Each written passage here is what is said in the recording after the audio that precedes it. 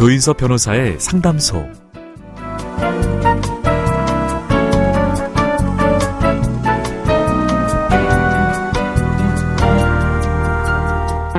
사랑을 알게 되는 나이에 삐져나온다고 해서 붙여진 이름 사랑니. 사랑니는 인류 진화 과정 중에 우리 몸에 남은 흔적이라고 합니다. 대부분의 사랑니는 입안의 염증을 유발해서 빼내야 하지만 어떤 사랑니는 그대로 둬도 괜찮다고 하네요. 사람이 앞으로 나아가는 과정도 비슷하지 않을까요? 그대로 갖고 가도 되는 것도 있고 과감하게 정리해야 하는 것도 있을 겁니다. 오늘도 당신의 편이 되겠습니다. 조인섭 변호사의 상담소 지금 문을 열겠습니다.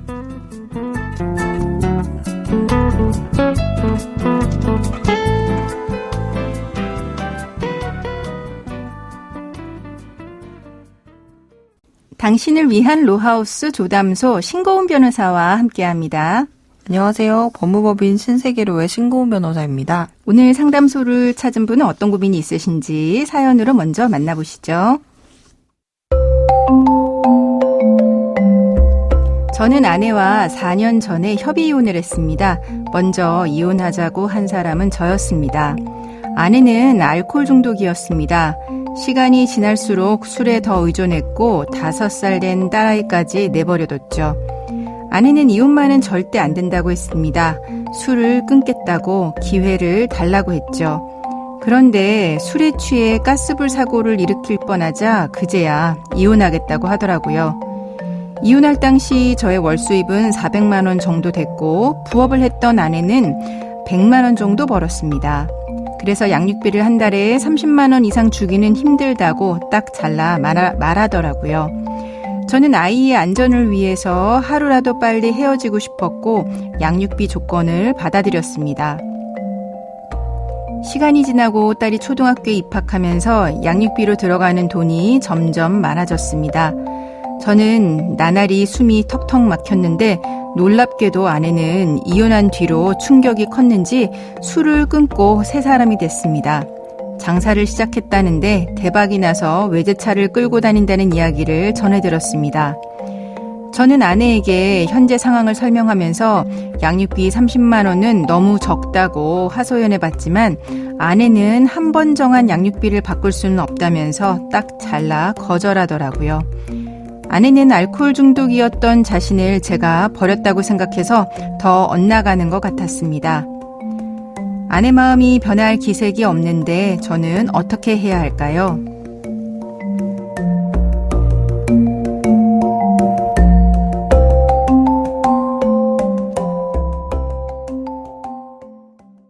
조인섭 변호사의 상담소, 오늘은 이혼에 관한 사연이었는데요. 사연을 보니까 협의 이혼을 하신 것 같습니다. 우선 협의 이혼을 할 때도 양육비 정할 수 있죠.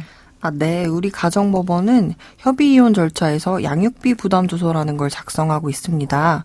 당사자가 협의한 미성년 자녀의 양육비 부담에 관한 내용을 기재하는 것인데요. 네. 조서에 이런 식으로 기재를 합니다.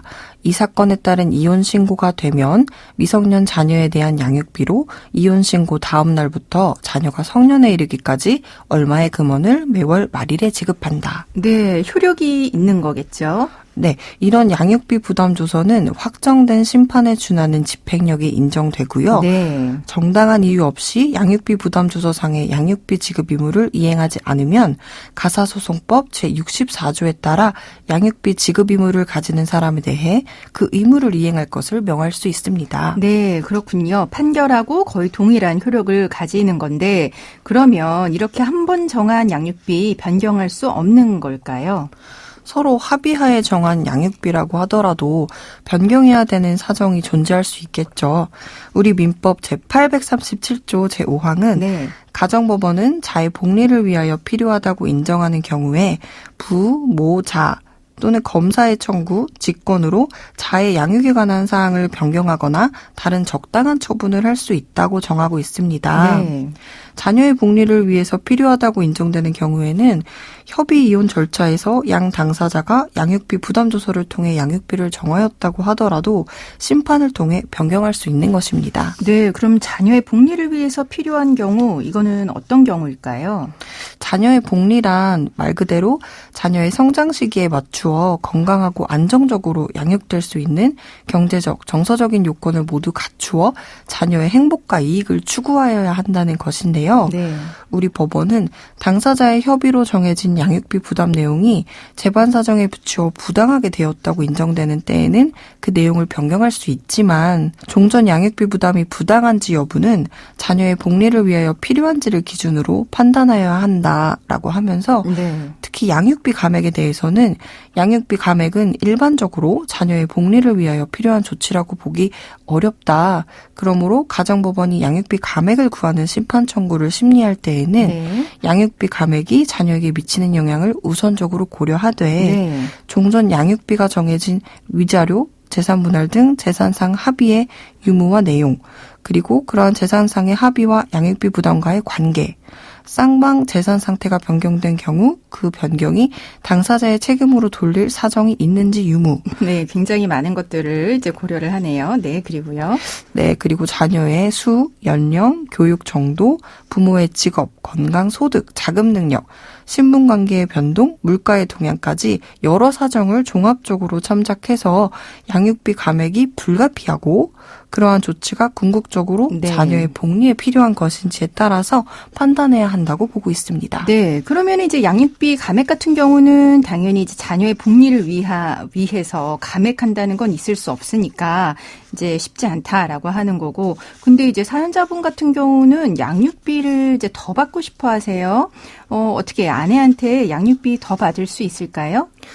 네, 사연자분의 경우에는 처음 협의 이혼을 했을 당시에 양육비를 30만 원이라는 적은 금액으로 정하셨잖아요. 그렇죠. 이렇게 정하게 된 데에 특별한 이유가 있었는지를 먼저 살펴봐야 할 것 같습니다. 네. 만약 혼인관계가 남편분의 부정행위 등으로 파탄에 이르게 되었다거나 아내가 남편으로부터 위자료를 지급받아야 함에도 불구하고 이걸 포기하면서 남편이 아이를 기르는 대신 양육비를 적게 주기로 했다던가 네, 그러니까 뭐 위자료를 포기한 사정이 있다던가. 네.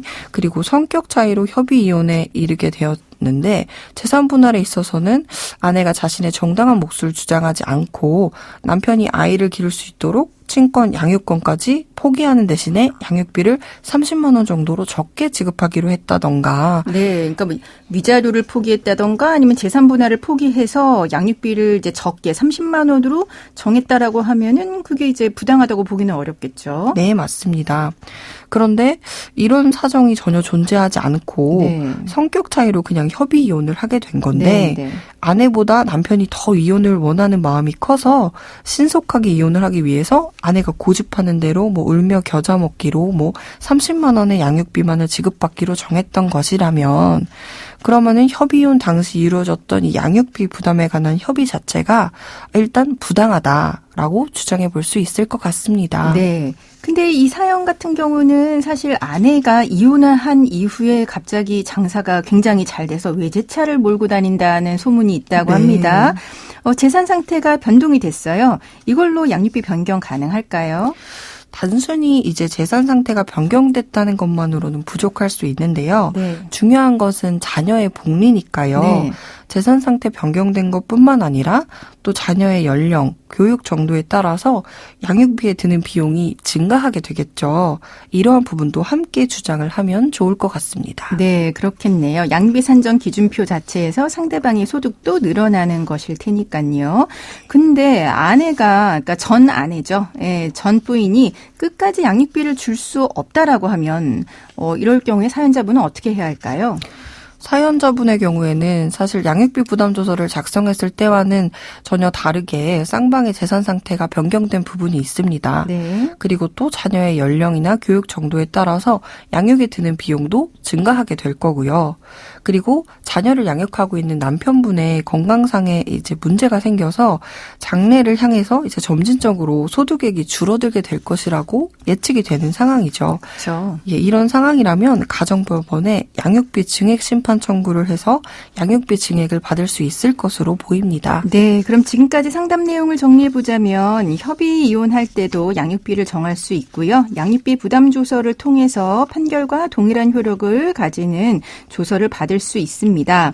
이렇게 한 번 정해진 양육비 정해졌다라고 하더라도 자녀의 복리를 위해서 변경의 필요성이 있다라고 하면 변경이 가능하고요. 감액의 경우에는 좀 더 신중하게 결정이 되지만 증액의 경우에는 여러 사정을 고려해서 특히 상대방의 소득이 증가했다라고 하면 변경 청구 가능하니까 한번 신청해 보시라고 조언해 드렸습니다. 지금까지 신고은 변호사와 함께했습니다. 감사합니다.